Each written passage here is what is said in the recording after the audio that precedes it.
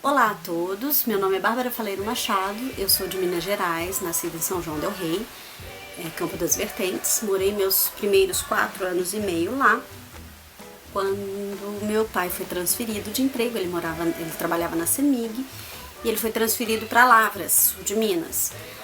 Em Lavras, eu comecei de fato uma jornada pensando já que eu era gente, né? Então eu tive o meu primeiro bullying, altamente violento, eu apanhava todos os dias de um garoto. E lá meu pai nos colocou sócios do LTC, Lavras Tênis Clube. E então o LTC era o meu mundo de Alice, né? Lá eu vivia todas as fantasias e nenhum monstro me vencia. E eu comecei a gostar então de esporte, mas por fuga, né?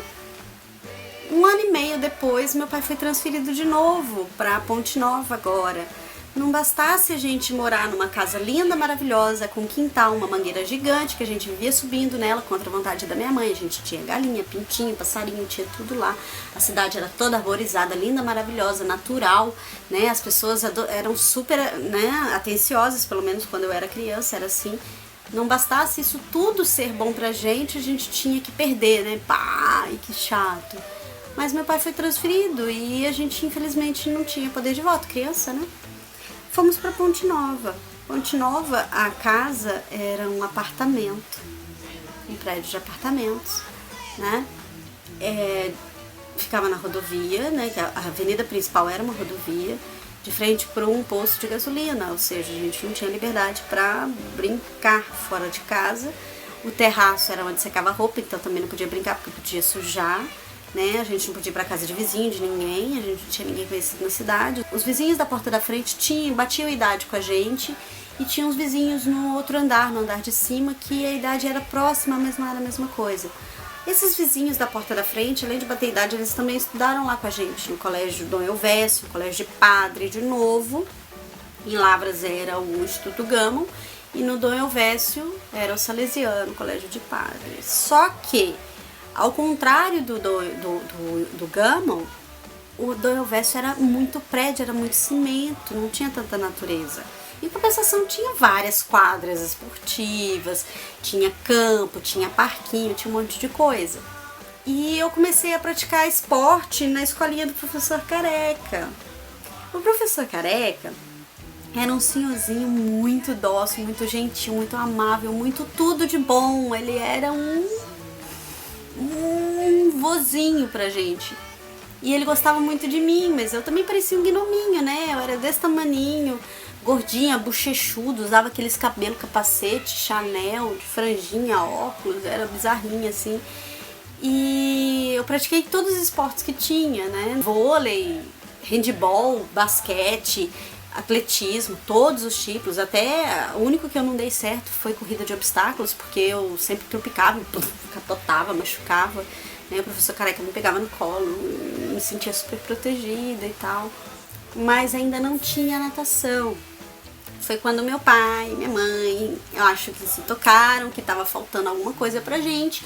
E como a gente era hiperativa, eu acho que foi também uma solução, colocou a gente lá na escolinha da tia Carmen, né? A turma da tia Carmen, Carmen Leite. Ela, sabe aquela coisa da criança olhar pra boneca Barbie e falar, eu quero ser assim?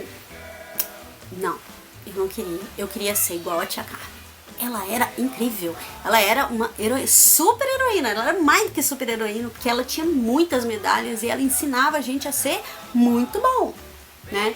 E ela era brava. E ao contrário do professor Careca, que me protegia, que me pegava no colo literalmente, ela não, mandava volta, faz de novo e treina mais, né? E a Renatinha, que era minha vizinha, a Renata Rodrigues Solar, ela era sempre do meu time na escola, mas ela não estudava mais comigo, então a gente já não era tão próxima. E aí na escolinha da tia Carmen, como é individual, a gente começou a ser competitiva. Então com uns 7, 8 anos, eu comecei a ter uma rival. Olha que louco. E aí essa rival, ela ultrapassou todos os limites. E como eles mudaram de casa lá do prédio, foram morar em outro lugar, a gente se afastou completamente e nunca mais se falou. Aí eu ainda tinha alguns amiguinhos na escola, né? Eu tinha a Cristina Ribeiro Marinho, que também era filha de um funcionário da CEMIG, colega do meu pai. Tinha a Lorena Tomás Matstani, que é minha amiga até hoje, apesar da gente quase não se ver há anos, a gente não se vê, a gente ainda mantém contato. O Túlio Belico de Paiva, que como ele era um toquinho de gente igual eu, apesar que ele era magrinho, né, a gente sempre fazia parzinho assim nas filas. E o Frederico Coutinho, que ele era mais alto, mas que também era muito doce comigo. Mas aí meu pai foi transferido de novo, dessa vez pro sul de Minas, mas pra Itajubá, que é uma cidade industrial. Era, na época, muito arborizada, tinha praça em toda esquina. Quando não era praça, era boteco. Quando era boteco, era locadora de VHS. Olha como isso é antigo. Então a gente foi pra Itajubá, só que Itajubá lembrava um pouco Lavras, então eu me senti mais confortável. Eu odiava Ponte Nova, porque era quente e feio, e Itajubá era frio e bonito. E aí eu fui estudar no Colégio das Irmãs, saí do Colégio de Padre pro Colégio das Irmãs, mudou muito. E nesse colégio eu conheci uma menina que chama Esperança Balestrace, pelo menos eu acho que é isso. Eu achei ela no Facebook, em amigos comuns, em alguns pontos comuns, mas eu não tenho certeza, porque ela tá muito diferente. Enfim, a Esperança me deu a esperança de tudo ser melhor, porque ela me colocou no grupo dela, ela me apresentou a escola, ela foi gentil, me colocava nos trabalhos, e eu tava muito bem até então, né, feira de ciências, coisa tudo. Comecei a fazer esporte de novo, né, o vôlei não era lá grandes coisas, mas o handball era. Eu entrei pro time da cidade, né, aí minhas notas eram muito boas, meu pai sempre exigiu que a gente tirasse mais do que 7, então a minha média, quando era ruim, tava em 8, né, eu era muito cabeçuda. E aí eu tive só notão nesse ano. Quando foi a 7ª série, meu pai deixou a gente escolher uma escola, eu pedi pra ir pra escola pública, que era onde os meus amiguinhos, né, da vizinhança estudavam. Meu pai me deu um não de todo tamanho e eu fui, então, pro Ângulo, que era do Colégio da Itajubá, onde meu pai trabalhava. E aí eu perdi esses amiguinhos todos, porque o Ângulo era tido como a escola das aberrações, dos rebeldes, enfim. O que de fato foi ótimo, porque eu fiz amigos maravilhosos lá.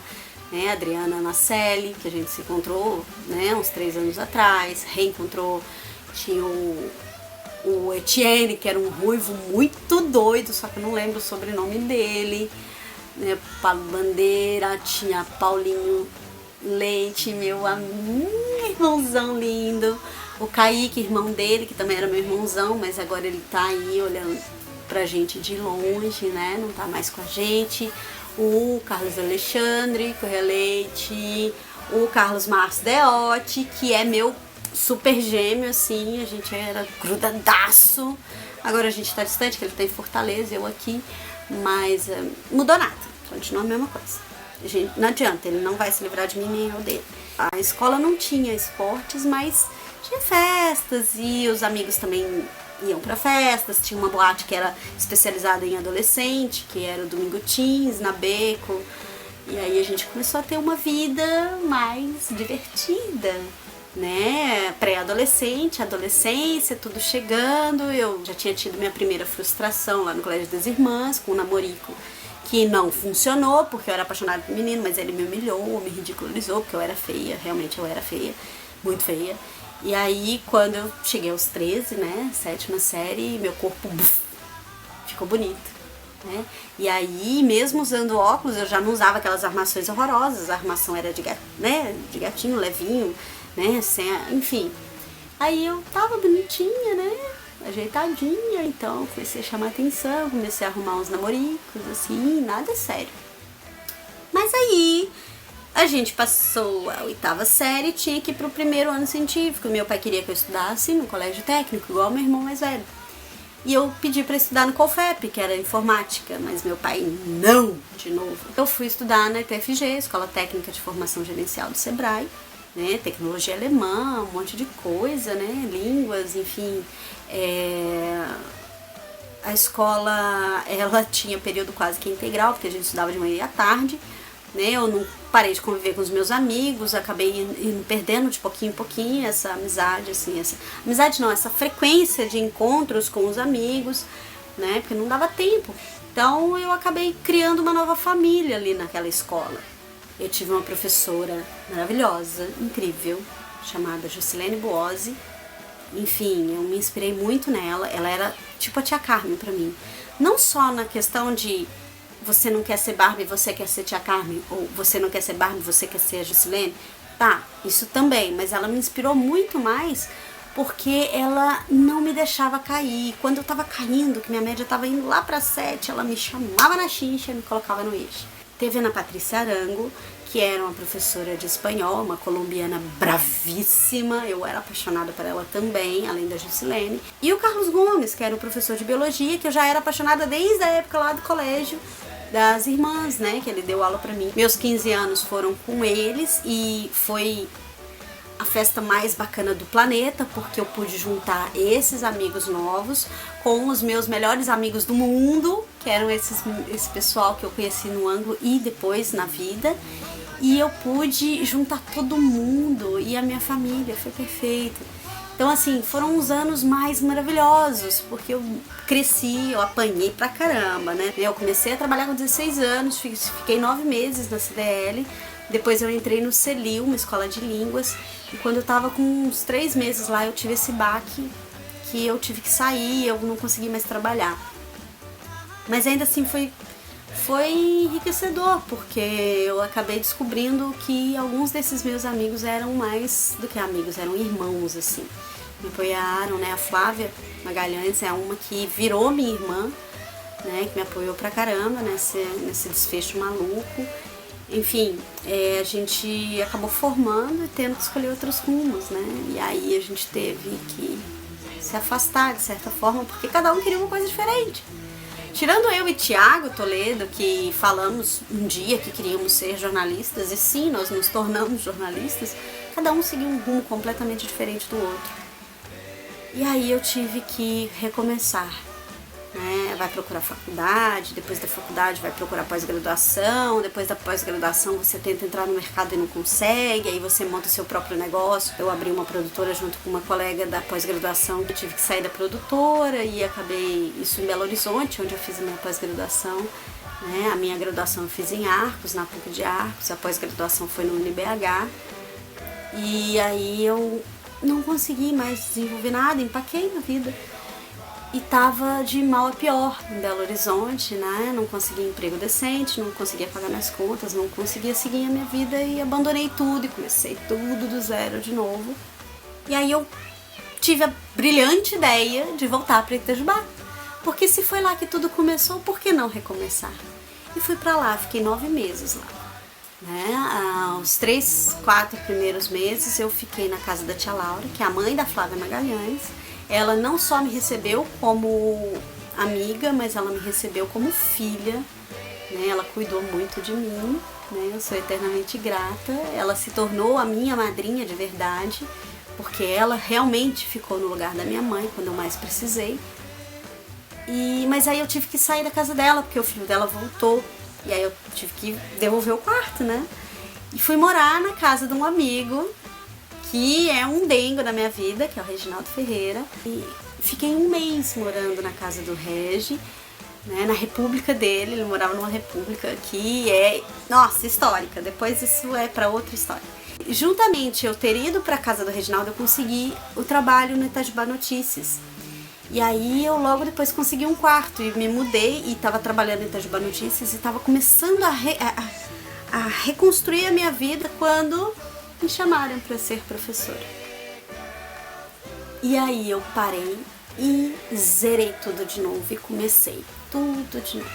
Vim para Macapá, assumi o cargo de professora e não me vejo em outro cargo, em outra função. Não consigo me ver fora de sala mais. Estou construindo então uma nova jornada de herói, agora com outro posicionamento, e vamos ver no que dá. Então, vocês agora fazem parte dessa nova jornada, sejam bem-vindos e bora ver se vai dar certo. Obrigada e até a próxima.